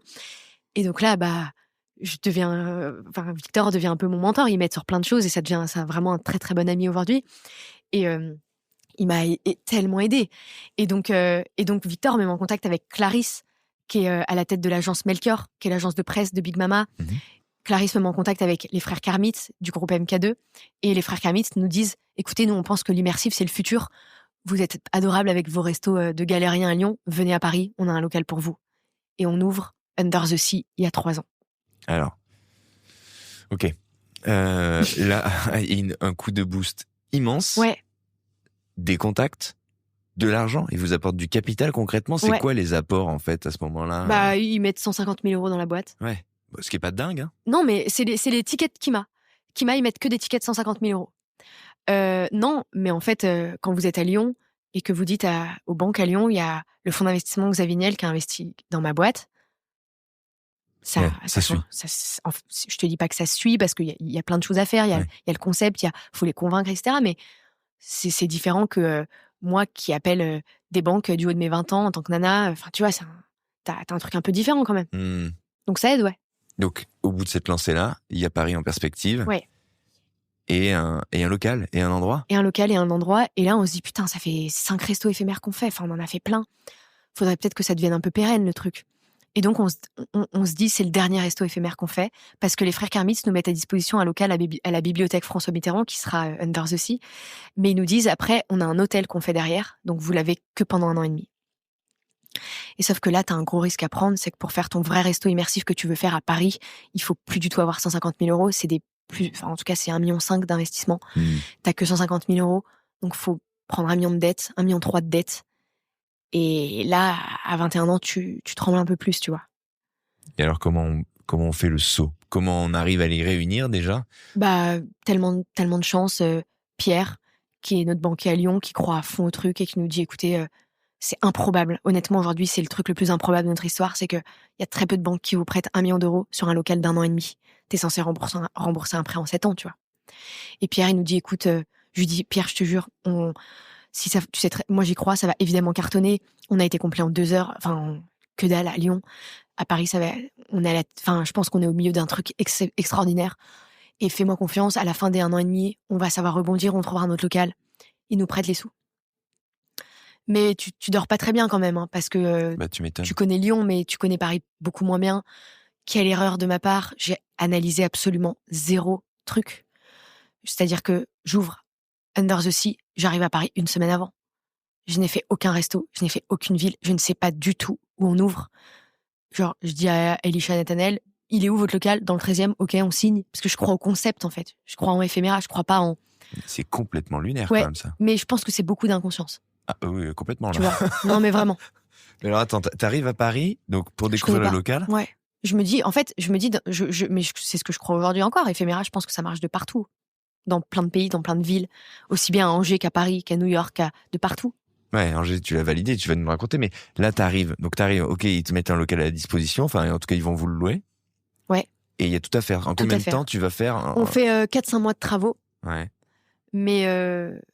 Mais on n'analyse pas la ville, on fait pas une étude de marché, rien du tout, quoi. Vous arrivez comme des mercenaires. Ouais, on se dit, en fait, les gens vont se déplacer pour venir chez nous. Ouais, donc dans le 13e, qui n'est pas non plus un quartier particulièrement, un arrondissement très fréquenté. Et puis t'as vu où on est, hein, au fin fond de l'avenue de France. C'est au bout, ouais. Tous les restos sont fermés le soir à part nous. Ouais. Tu marches le midi alors que nous on est plutôt un concept de soir. Enfin, tu vois. Mais on se dit, les gens vont se déplacer. À quoi ça ressemble? Décris-nous à quoi ça va ressembler in fine après les travaux, cet endroit. Under the Sea, tu veux dire? En fait, nous c'est simple. Donc, on passe de faire nos restaurants éphémères à Lyon sur 12 places assises ou un local de 1200 mètres carrés. Et donc là, faut changer tout le business. Et on se dit avec Loris et Anna, ce qui nous fait rêver, ce qui nous fait kiffer, c'est qu'il faut faire... En fait, à Lyon, on avait un peu le cul entre 2 chaises. C'est-à-dire qu'il y avait plein de gens qui rêvaient de venir manger chez nous, parce que c'était un peu le premier resto immersif sympa. Mais 49 €, faut les mettre. C'est pas accessible. Et moi, je sais pas pour qui je me prenais, je pensais que 49 € c'était accessible, mais pas du tout. Et donc en fait, on s'est dit, on veut faire de la très bonne bouffe dans un lieu canonissime, mais ça, on veut le rendre hyper accessible. Et en fait, moi, ce qui me faisait rêver, c'est de me dire, je peux avoir des gamins qui viennent, des gens qui n'ont pas l'habitude de faire énormément de restos qui viennent, et aussi bien des chefs d'entreprise, des couples, des gens qui ont l'habitude de faire plein de restos canons, mais qui se disent, c'est trop bien parce que ça change. Je voulais servir de 0 à 99 ans et tout le monde. Je sais pas mon dada de faire des choses hyper... déjà, je pense que je suis mauvaise là-dedans. De faire des choses un peu élitistes ou haut de gamme, ou tu vois, moi, ce qui me fait kiffer, c'est d'avoir un impact un peu sociétal et d'essayer de faire changer les choses. Je me disais, c'est trop cool.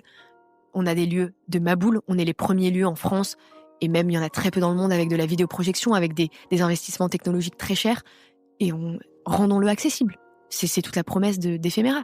Si on commence à mettre des menus à 80 €, je te dis pas qu'on gagne pas nos vies, mais je te dis que c'est pas ce qui me fait vibrer, tu vois. Et donc ça ressemble à quoi? Ça ressemble à un restaurant sur le thème des fonds marins, où l'idée c'est de mélanger food, boisson, son, lumière, images, vidéo. Donc c'est des projections sur les murs. Et surtout, c'est un mix. Parce que je parle pas de la personne la plus importante, une des personnes les plus importantes de ma vie, Henriette, qui est notre décoratrice.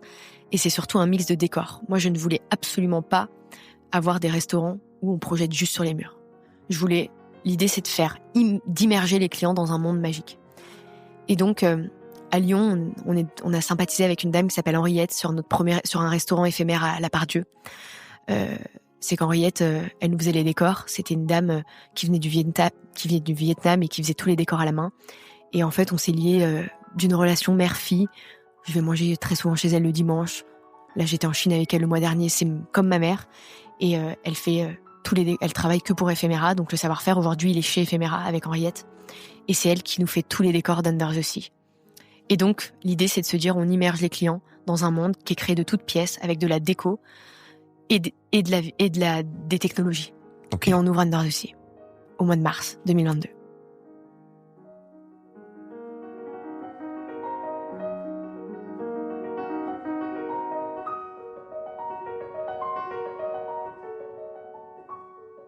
Et là, on met un bruit de roulement de tambour et comment ça marche? Écoute, on se foire la première semaine parce que il n'y a pas le bonbon là, on n'a pas Antoine là pour nous aider. Non, je peux pas dire j'ai bien mieux parce qu'Antoine est extraordinaire, on serait pas là s'il était. Mais j'ai Clarisse de l'agence Melchior, qui est pour moi une des meilleures agences de presse à Paris et voire même en France, qui nous lance. Et là, c'est explosion médiatique, les télés, les trucs, faut que j'aille. Elle m'appelle, coucou, demain BFM à 7h. Enfin, je vais de partout. Et du haut de notre petit concept enfin bref, on s'éclate et c'est l'effervescence, c'est une ouverture, c'est fou. On se foire la première semaine. Pourquoi? Parce que je pense qu'on voulait faire de la bouffe un peu trop pas élaborée, mais on avait plutôt des plats à 24-25 € et en fait, bim, faut baisser d'un cran, quoi. Faut faire de la bonne bouffe, pas très chère, accessible. L'accessibilité, ça passe par le prix, mais ça passe par la nourriture, c'est-à-dire un bon burger, des bonnes pâtes, des pâtes au mardine, un ceviche, tu vois, ça c'est accessible. Loris, il était encore sur le côté un peu cabillaud au chocolat blanc. Je lui ai dit, on arrête. Donc, on fait ça et ça cartonne. J'adore ça. Fin de l'histoire, boum, ok, d'accord. Et ça va cartonner tout du long? Ça fait 3 ans et on a fermé la semaine dernière pour déménagement. Parce qu'en fait, si tu suis bien, ça devait durer 1 an et demi. Ça a duré 3 ans. Ouais. Parce que je pense que déjà... MK2 était très content de nous avoir, du coup. Et en plus, il y a eu un peu de retard sur l'hôtel, etc. Donc, on a réussi à gratter. Là, c'était la fin. Un resto éphémère ne pouvait pas trop durer plus de 3 ans. Fallait qu'on trouve notre local pérenne. Donc, on déménage Under the Sea. On le ferme évidemment pas, mais on fait une version 2. Et ça faisait 3 ans, là, que ça n'a jamais baissé, quoi. Jamais. Et, alors, entre-temps, c'était la question. Ouais. Tout le monde se disait, après, il faut aller rechercher des fonds, tu vois. Et les gens te disent, c'est super, t'as ouvert il y a 6 mois, comment tu fais si ça redescend? Moi, j'étais persuadée d'une chose, c'est qu'en fait, l'immersion, une fois qu'elle est créée, tu l'as bien vu quand là on est chez Stellar, t'appuies sur un iPad, ça se lance. Notre travail avec Anaïg, c'est 99% du temps, c'est de travailler sur la restauration. Donc en fait, une fois que tu fais de la bonne bouffe, pas très chère, avec un bon service, pourquoi les gens ne reviendraient pas? Si en plus t'as une atmosphère de dingue qu'on te fait pas payer, t'as aucune raison d'aller dans un endroit avec des murs blancs, quoi. Entre-temps, il va y avoir des petits frères. Effectivement, t'en parles. Des petits frères et sœurs. Des petits frères, des petites sœurs. Des enfants. Là, on est chez Stellar. Donc Stellar, on est quelque part dans l'espace. Ouais. Là maintenant, alors qu'on se parle, tout à l'heure c'est les météorites, derrière il y a une espèce de... je suis nul en astronomie. Ça c'est des nébuleuses. Ouais, ben d'accord, ok, j'attends. Donc il y a des nébuleuses derrière nous sur un mur, c'est très joli, mais c'est très très grand. T'as vu, c'est pas mal, hein. Ça c'est des vraies vidéos de la NASA. En fait, moi si je venais dîner là et que je regardais ça, je pense que je parlerais pas aux gens. Ouais. c'est pas mal. Parce que quand ça fait un peu de temps que t'es dans ton couple et que tu t'emmerdes, tu reviens là. Je rigole. Pour le coup, ça marche très très bien parce que c'est absolument Ouais, on n'a pas. captivant, quoi. Tu sais, une des phrases que j'aime le plus, c'est qu'on a beaucoup de gens qui sortent d'éphéméra et qui disent j'ai l'impression de m'être fait masser. T'as ce côté très très très déconnexion quand même. Exactement. Et ça, j'adore. Mais C'est ça, ouf. je Tu fais comprends très voyager bien. les gens et Il y a un truc un petit peu planant où tu regardes le truc, Ouais. c'est extrêmement détendant. Mais revenons dans l'histoire, puisque on se parlait donc d'Under the Sea, qui a finalement duré 2 fois plus que ce qu'il devait durer. Ouais. Stellar est arrivé, donc Stellar là c'est l'espace, dans un autre endroit. On est à côté, à l'angle du boulevard Voltaire et du boulevard Richard Lenoir. Quoi d'autre? Parce que j'ai encore vu qu'Angers avait complètement fait sauter le truc il y a 2 mois. On a ouvert. Du coup, on ouvre Under the Sea. J'apprends avec Jean ce qu'est une levée de fonds, comment ça marche, qui devient un peu mon mentor. J'ai besoin d'un. Il m'aide, quoi. Il est très disponible. Et donc, on va lever des fonds 6 mois après l'ouverture d'Under the Sea. On lève à ce moment-là 1,5 million, quelque chose comme ça, pour ouvrir 2 autres restaurants. Mais c'est super d'avoir des gens comme ça qui se montrent aussi disponibles et tout, quand même, pardon. Mais quand les gens vont écouter cette histoire, ils vont tous se dire... Ils vont tous appeler Jean. En fait, Jean... Ils ont réputation avec Kima de mettre ils mettent, je crois, 2 tickets par semaine sur 500-600 dossiers.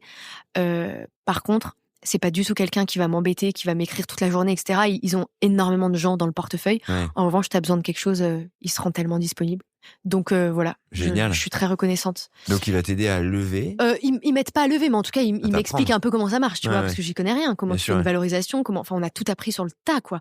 Encore une fois, à l'école, on a appris à être manager, à faire beaucoup de, tu vois, dans les établissements d'application dont je te parlais, mais par contre, tout le côté business, on l'a absolument pas. On apprend tout sur le tas. Mais parce que, de fait, je pense qu'on ne se projette pas dans quelque chose de cette ampleur-là non plus. Non, je suis d'accord avec toi. Enfin, en tout cas, comme je te dis, j'ai laissé le truc...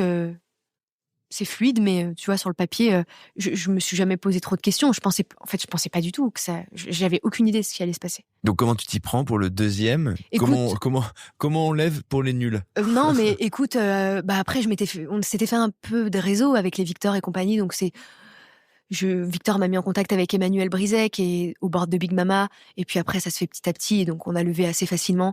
Mais par contre, on m'a challengé sur le fait que comment tu fais si ça redescend? Alors, moi, mon argument, c'est celui qui pour moi est le plus valable, et j'y crois foncièrement, parce que c'est ce qui fait qu'on travaille quotidiennement de manière assez difficile pour avoir une expérience client de ouf, une qualité de ouf dans les assiettes et des restos assez canons. Maintenant, je me suis dit, si ça leur suffit pas comme argument, il faut aller plus loin, parce que le principe de l'immersif, et ce qui est assez canon, c'est que tu peux quand même changer ton décor très facilement. J'adore le nom éphéméra, on n'a pas envie de le changer, comment on peut faire?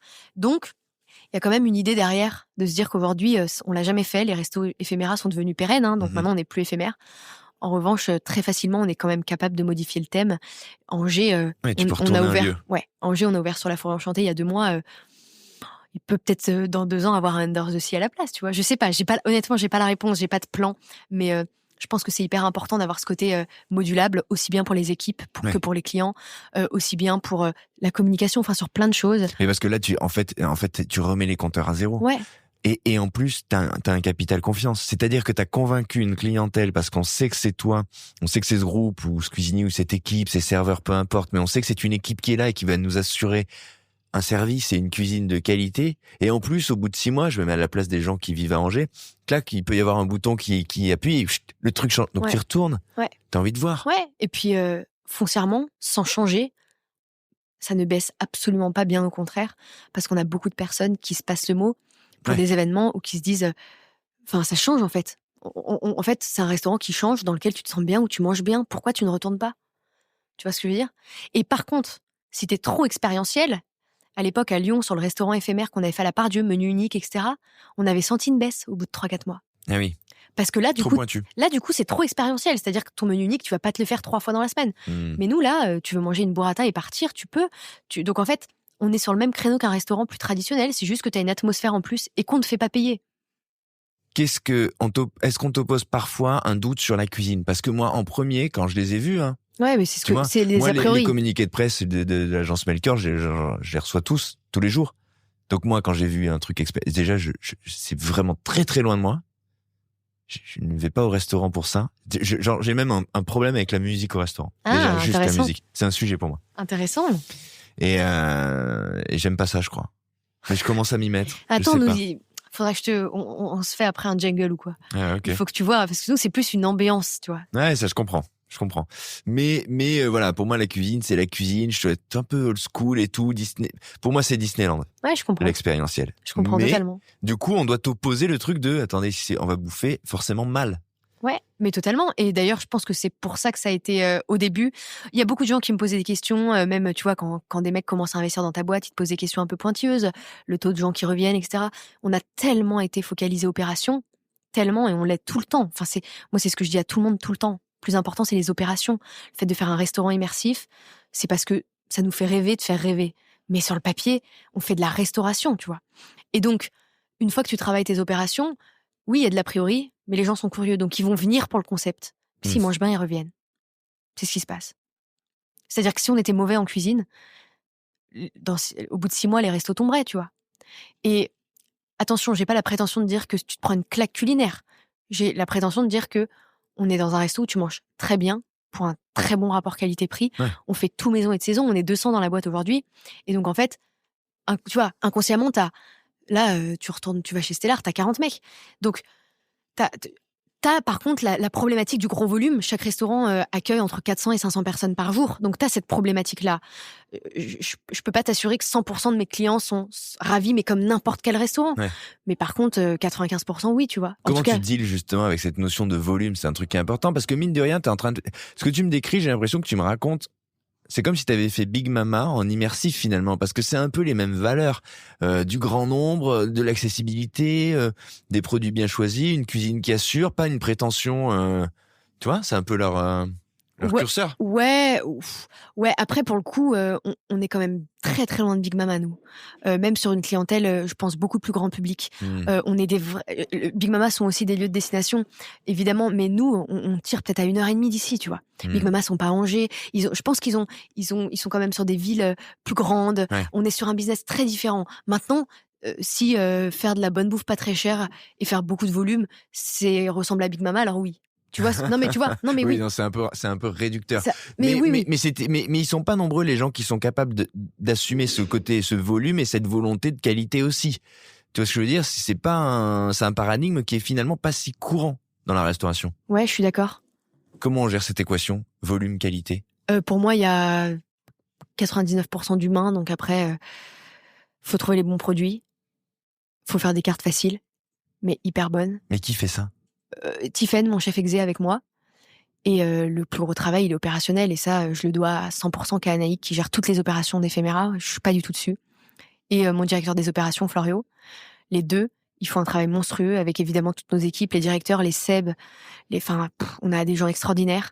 On a, je pense, 25-26 ans, la moyenne d'âge. On prend des jeunes. Mais par contre, il y a des grosses évolutions en interne avec des gros challenges. Et je crois que c'est comme toute boîte. La clé, c'est quand même de très, très bien s'entourer. Donc, on n'a pas une recette magique. Tu fais des cartes qui me semblent en tout cas hyper accessibles et qui correspondent à la clientèle. Tu fais des bons produits. Il y a un gros travail de sourcing. Et après, c'est de l'humain. Hein. Donc en fait, c'est de l'humain. Comment tu manages tes mecs, comment tu leur donnes envie, c'est que ça. Enfin, quand t'as 30 mecs qui cuisinent, il faut qu'ils aient envie. Et c'est quoi les tips justement, toi, ce qui peut te caractériser ou ce qui vous définit au sein de ce groupe? C'est quoi les valeurs qui font que tous ces gens-là vous suivent et adhèrent? Déjà, je crois qu'il y a beaucoup de gens qui adhèrent au projet de manière globale. C'est-à-dire que, tu vois, je trouve que la promesse est vraiment sympa. Le plan de développement, il y a plein de choses qui arrivent. On a un groupe qui évolue, qui va très vite. Donc, je pense que ça joue énormément. Parce que les gens voient, en fait, à 2-3 ans, tu vois. Et puis après, en interne, on essaye, en tout cas, de faire les choses bien. On a essayé d'innover sur plein de choses. On a été un des premiers groupes en France à mettre la semaine des 4 jours, 3 jours. On essaie d'être hyper innovant sur tous les outils. Tout le monde a Gymlib, ils peuvent se prendre on prend en charge la salle de sport, il y a les Swile. Enfin, tu vois, en tout cas, on est très, très pointu sur la partie outils. C'est Anaïk qui a fait un travail monstrueux pour leur faciliter la gestion au quotidien et essayer de mettre un peu de nouveauté dans la restauration qui, avant, il y a encore 5-10 ans, il y avait, tu vois, tu prenais les commandes à la mano. Tu vois, on a essayé de changer un petit peu les choses, d'amener notre fraîcheur de la jeunesse, de tout ça, qui fait qu'aujourd'hui, on a des équipes qui sont, franchement, ça se passe très, très bien. Et je te dis pas qu'on est parfait, je te dis pas qu'on n'a pas de turnover, mais on n'a jamais fermé de notre vie un resto parce qu'il nous manquait du staff, tu vois. à partir de ce moment-là, je suis déjà très reconnaissante de ce qui se passe. On a des gens qui évoluent à fond, on a des gens qui sont hyper heureux. Quand on a toujours eu, comme tout groupe, des soucis un peu disciplinaires ou des soucis que tu peux voir dans de la restauration qui me plaît absolument pas, sur des mecs, on fait le nécessaire très vite. Enfin, tu vois, en tout cas, on peut pas tout voir, on peut pas tout entendre, mais on essaye d'être extrêmement clean et de faire le maximum pour prendre soin de nos équipes. On a des badgeuses, on tire pas sur les horaires. Enfin, il y a plein de choses sur la partie opérationnelle. Dans les restaurants, on essaye d'être extrêmement clean. Au siège aussi. Après, je distingue un petit peu les deux parce que pour moi, au siège, c'est quand même des postes qui sont très différents. On a beaucoup de personnes qui sont cadres, donc qui sont vraiment, c'est les patrons de leur pôle, tu vois. Il y a un investissement qui est quand même différent, où les mecs bossent pas mal, mais comme n'importe quel groupe qui évolue, on essaye d'avoir un bon équilibre, on essaye d'avoir un rythme qui est quand même, je pense qu'il y a du taf, ça bosse, mais sur le papier, c'est toujours la même chose. C'est que si t'as une boîte qui est plutôt saine, j'espère en tout cas, on fait tout pour que ce soit le cas, qui nous ressemble avec Anaïg, avec nos valeurs, et où t'as un projet qui a du sens, je pense que t'arrives à fédérer un petit peu. Ok, alors dernière question. Dis-moi. Qui te concerne. T'as une fibre depuis le début. Comment toi, tu sais ce qui va plaire aux clients? Ça, c'est ton truc depuis le début. Tu le dis. Ouais, je sais pas, je sais pas. Comment tu te projettes quand tu dis à Loris ça non? Tu lui dis oui quand même de temps en temps. Alors, on n'est plus associés avec Loris. Ah. Mais on s'est séparés en excellents termes. D'accord. Tout au début d'Under the Sea. D'accord. Lolo, c'est un de mes meilleurs copains. Il va ouvrir son resto un peu gastro. Mais en fait... c'est joli comme histoire. Ouais. On s'est séparés tout au début d'Under the Sea parce que du coup, on est passé de 10 places assises à Lyon où c'était lieu en cuisine. Ouais. Il faisait un peu du semi-gastro. À Paris où c'est 4, 500, 600 couverts par jour. C'est un autre, en fait, c'est un autre métier. C'est un autre métier, bien sûr. Et donc, on s'est séparés en très, très bons termes. Okay. Pareil, c'est ce que je disais. Je pense que chez Ephémera, on essaye. C'est un peu la vibe d'Ephémera. On se sépare comme toute entreprise, mais on essaye de le faire bien. Enfin, je sais pas. Il y a plein de choses. Mais donc bref. Alors maintenant, c'est toi et Tiffaine. C'est ça non, et Tiffaine sur la partie cuisine et Anaïg qui gère, à qui je dois absolument, à qui on doit, tout le monde lui doit tout le mérite parce que elle fait 95% du travail. Moi, je suis sur la stratégie, le développement. Mais alors, Tiffaine qui est du côté cuisine et toi qui envisage l'expérience des clients. Ouais. C'est quoi ton secret? Mon secret, je pense que c'est vraiment de faire quelque chose d'hyper accessible, hyper qualitatif. Et donc, l'accessibilité, c'est ce que je disais. Je pense pas que ça passe que par le prix. Ça passe par aussi ce qu'il y a dans ton assiette. Parfois, il y a des associations qui me semblent un peu trop tirées par les cheveux. Je sais que ça va pas passer, tu vois. Je sais que t'as envie d'avoir un plat réconfortant, sympa, avec des bons produits.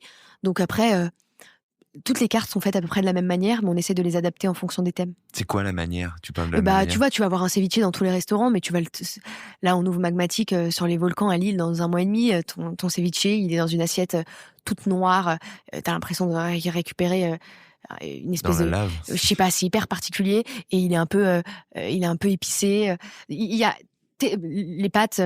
Chez Under the Sea, on a une carte par exemple avec beaucoup de poissons, t'as des pâtes au homard. Donc à chaque fois, on essaie d'avoir une base. La burrata, tu vas la retrouver dans tous les restaurants, le pain perdu aussi, les pâtes aussi, le ceviche aussi, mais on va venir le travailler différemment en fonction des thèmes. Ça va pas s'arrêter cette affaire? Je sais pas, je crois que tant qu'on s'amuse et que les gens sont heureux Ephémera autour de va nous, franchir les frontières à un moment. Sans doute, ouais. Genre t'y penses déjà? Ouais, bah oui, j'ai pas trop le choix. Enfin, c'est long avant d'aller dans un autre pays, donc faut bien que j'anticipe un petit peu. C'est quoi les envies? Les envies d'Ephémera?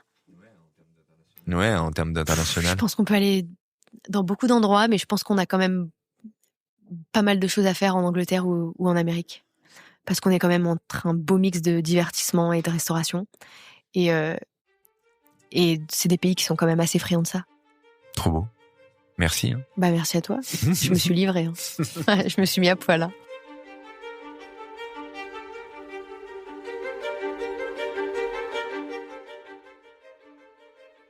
Bon alors là, dites-moi si vous sortez de cet échange comme moi, enchanté d'avoir rencontré une telle personnalité. Est-ce que c'est pas une full dose de motivation? Est-ce que c'est pas une masterclass de DIY? Est-ce qu'elle ne redonne pas l'envie de relever n'importe quel défi? Est-ce qu'on n'a pas envie de lui écrire là pour lui dire « Franchement, c'est avec toi que j'ai envie de bosser ». Donc, je vous le disais en intro, cette semaine, Jade Fromer vient de lancer un nouveau projet, ça s'appelle 690, c'est à Paris, et c'est quoi l'idée? Eh ben, c'est ce chiffre, c'est le prix. Ouais, vous allez dans ce resto, et vous avez un plat unique, quali, à 6,90 € et elle a démarré avec la saucisse purée. Alors, à votre avis, ça va marcher ? Bon, je vous laisse digérer, mais moi je peux vous dire que quand je l'ai quitté, je me suis senti rassuré, j'étais porté par son énergie, je me suis dit que c'était beau de voir de si jeunes personnes entreprendre avec tant d'envie, de générosité, de les voir rencontrer un tel succès et on voit à quel point l'expérience l'a fait gagner en maturité, mais vitesse grand V. Franchement, retenez son nom, suivez-la, Jade Fromer, c'est pas une promesse, c'est une fusée. Franchement les amis, merci d'être là, toujours plus nombreux, nombreuses à nous écouter. Merci de l'accueil que vous réservez à ce récent format sur l'entrepreneuriat, car cela me permet d'explorer ce terrain et de faire entendre ce genre d'histoire, de diffuser cette énergie, et ça n'a pas de prix. Merci Jade de ta générosité, d'avoir pris le temps de tout nous raconter. Tu n'imagines pas l'effet que ça fait. Merci, chers auditeurs, chères auditrices, de continuer de pousser le podcast. Notez-le, partagez. J'ai toujours besoin de votre soutien pour faire connaître ce travail et surtout celui de celles et ceux qui me font le plaisir de venir devant ce micro. Bonne fin de semaine, bon week-end, cuisinez, faites le marché, plongez au restaurant, dans l'espace, la forêt ou la jungle. Vous pouvez d'ailleurs retrouver les adresses dont on a parlé sur le site ephemera-groupe.com et vous pourrez alors glisser à votre voisin de table entre l'apéritif et l'entrée le nom de votre podcast préféré. Salut!